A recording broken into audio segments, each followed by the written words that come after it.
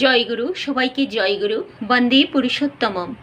আজকে আমরা জানি সেই জগন্নাথের রথযাত্রা। তো আজকে আমি এখন দুপুর 12টা এই 15-16 হবে।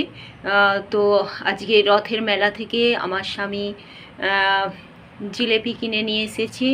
সেই জন্যে আমি এই দুপুরবেলা ভাত খাওয়ার আগে স্নান টান করে এসে আমি ঠাকুরকে একটু মালা পরিয়ে দিলাম, একটু ঠাকুরকে একটু জিলেপি ভোগ দিলাম। এই যে বড় মাকে আর ঠাকুরকে এই যে জিলেপি ভোগ দিয়েছি। আজকে যেহেতু জগন্নাথের রথযাত্রা, এই রকম বিশেষ বিশেষ দিনে তাদেরকে এইভাবে ভোগ দিতে হয়।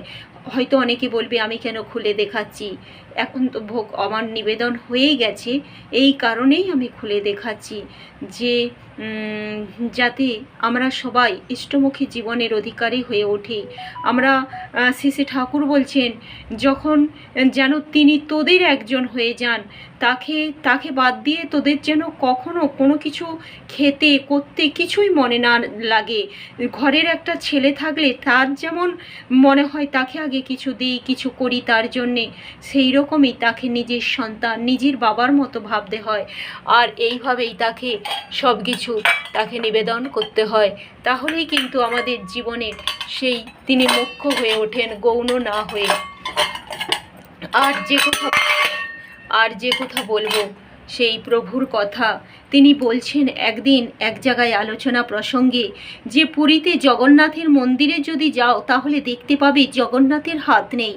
জগন্নাথ জনে জনে হাত বিলিয়ে নিজে হাতহীন হয়ে বসে আছেন।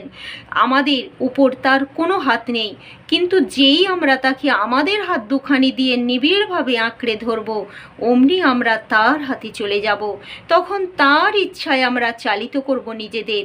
এমনি করেই আমরা পরম মঙ্গলের অধিকারী হয়ে উঠব। তিনি আরও বলছেন যে ছোটবেলা থেকে জগন্নাথের মূর্তি দেখেছি, ভাবতাম কারিগর সব তৈরি করতে পারলো, দুখানা হাত করতে পারলো না, এ কী রকম। কিন্তু পরে বুঝলাম হাত যে ভগবানের হাত নেই, যেমন ছাওয়াল জন্মে গেলে মা বাপের কোনো হাত নেই তার উপর, সে তাদের মানতেও পারে, আবার ইচ্ছা করলে অমান্যও করতে পারে। দুটোর ফল কিন্তু দুরকম।